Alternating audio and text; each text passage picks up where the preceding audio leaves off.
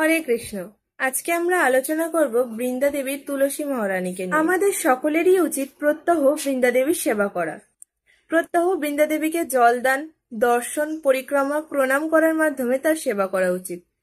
বৃন্দা দেবী অর্থাৎ তুলসী মহারানী ভগবান শ্রীকৃষ্ণের অনেক প্রিয়, তাই প্রত্যেকদিন ভগবানের চরণে তুলসী অর্পণ করা উচিত। আমাদের উচিত প্রত্যেকদিন সকালবেলায় ঘুম থেকে উঠে স্নান সেরে পবিত্র হয়ে আগে বৃন্দা দেবীকে প্রণাম করা, বৃন্দা দেবীকে জলদান করা। প্রথমে বৃন্দা দেবীর সামনে হাঁটু গেড়ে বসে তাকে প্রণাম করে তারপর ওম গোবিন্দ বল্লভাম দেবীম ভক্ত চৈতন্যকারিণীম স্নাপে আমি জগদ্ধাত্রীম কৃষ্ণ ভক্তি প্রদায়িনীম, এই মন্ত্র 3 বার উচ্চারণ করে তারপর জলদান করা উচিত।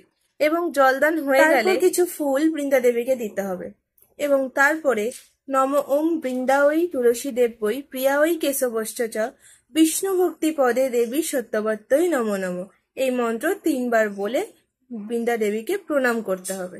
অনেকেই আরতি কীর্তন করে বৃন্দা দেবীর প্রত্যহ সেবা করে থাকেন, কিন্তু আবার অনেকের পক্ষে সময় সুযোগ হয় না বা অনেকে করতে পারেন না। তাদের অন্তত পক্ষে প্রত্যেক দিন বৃন্দা দেবীকে এই মন্ত্র উচ্চারণ করে জলদান করা এবং প্রণাম করা উচিত। দেবী আমাদের তুলসী মহারানী অত্যন্ত কৃপালু, তিনি অতি সহজেই আমাদের কৃষ্ণ ভক্তি প্রদান করে থাকে, তাই আমাদের উচিত তাকে প্রণাম করে সর্বদাই কৃষ্ণ ভক্তি প্রার্থনা করা। বৃন্দা দেবী তুলসী মহারানী কি জয়। হরে কৃষ্ণ।